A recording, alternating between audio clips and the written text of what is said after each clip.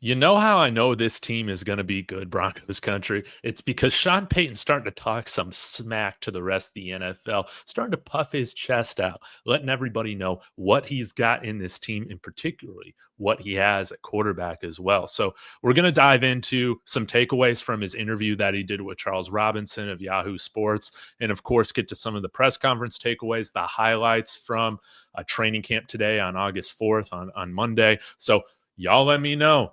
How are you feeling about this team? Is Bo Nix elite, baby? Let me know in the comments. We're on our way to 3,000 subs, guys. So like, subscribe. Let's start the discourse in the comments. Appreciate you guys as always. But listen to this little segment here, courtesy of Bo Leave in Nix on Twitter. Sean Payton mentioned ownership as the biggest factor when asked at the podium today per Luca Evans. Listen to this. But what are some of the maybe attributes or hallmarks that you're seeing out? Most importantly, ownership, because there's 20 that each year have hope and dreams, and they're dysfunctional at the top. You heard that. 20 each year that have hopes and dreams, and they're dysfunctional at the top. One of the things that we have harped on throughout his time here is that we have organizational continuity with ownership, GM, head coach. Everybody's aligned on the values, the process, the decision-making, all of that.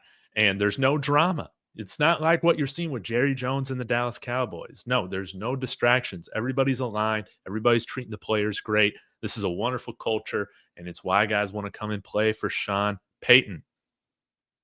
Not like what Sue Cravens was saying, right? But let's get into this article. I thought that this was interesting. Payton said, in terms of talking about Bo Nix, quote, he's going to be one of the top 4 or 5 quarterbacks in the league the next 2 years.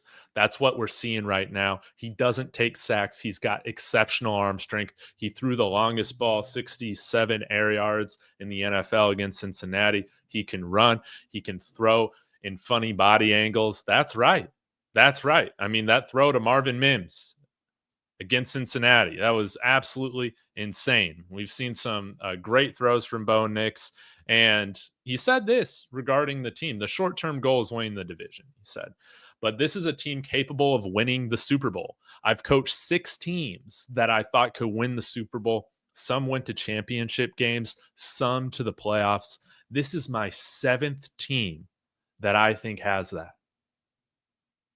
Wow. Wow. I mean, this is insane stuff from Sean Payton because he hasn't talked about Broncos teams like this in the past. When he comes out and says something like this confidently, we got to take notice. He's putting the NFL on notice. And again, with that quote there from Bo Leave in Nix, it's that, hey, he's letting the other NFL teams know we got one of the best situations right here. I have coached Drew Brees for the majority of his career, a Hall of Fame, one of the best passers in NFL history. And what I'm seeing out of Bo Nix what I saw out of Drew Brees as well. That's what he's letting you know. He's saying, we got a guy just as good as Patrick Mahomes in Bo Nix. And you know Sean Payton's a huge fan of Patrick Mahomes, man, trying to get him in New Orleans, okay? So this is huge for me, man. He said from day one this year, he's been instilling Super Bowl expectation for the Denver Broncos, man. I love to see it, obviously, with the short-term goal of winning the division. Now, I'm not saying Broncos going to come out here and win a Super Bowl this year. I don't think that's going to happen, man. I just don't. We might have the talent, but we need the experience going through the playoffs. We have to get that under wraps.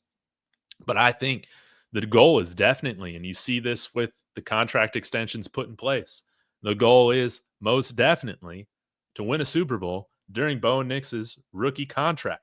And we're right there.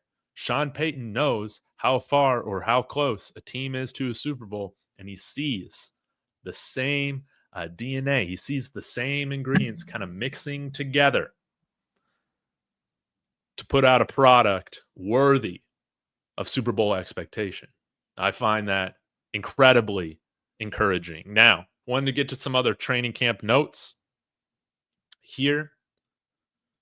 Let's talk about Luke Wattenberg. Sean Payton called Luke Wattenberg an asset starter and said he was really good last year. Let's see him continue to grow in the run game. We'll see what he looks like against the 49ers as we're starting these joint practices later this week.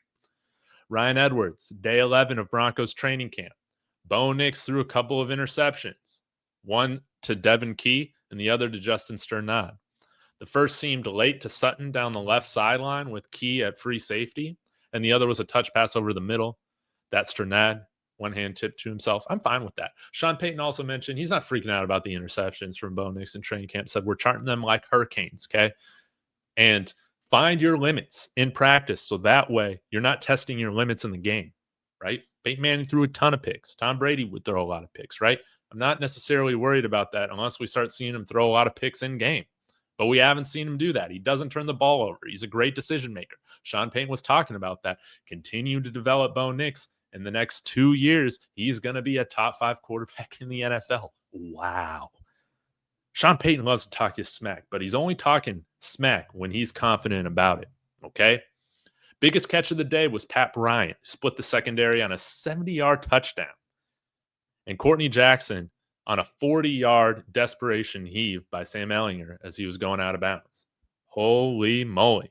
Nick Bonito's first step was insane, almost picked off Bo Nix behind the line of scrimmage on a lateral pass to Sutton. We've seen him pick off lateral passes like from Jameis Winston or whatever, or to Jameis Winston. Nearly caught it midair. And then lastly, I love to see this, likes Caleb Lohner's progress. Hopefully we can get some more details on that in the later days. Bo Nix also had 2 great throws to Lucas Kroll, Evan Ingram, much sharper today. Kroll having his best day of camp, a nice few grabs, a lot of reps, and good pocket mobility from Jarrett Stidham. And then lastly, Ben Albright saying Troy Franklin's pushing for wide receiver 4. Barron looking more and more comfortable by the day. Love to see that. Darius Wilkins asked him, who's wide receiver 2?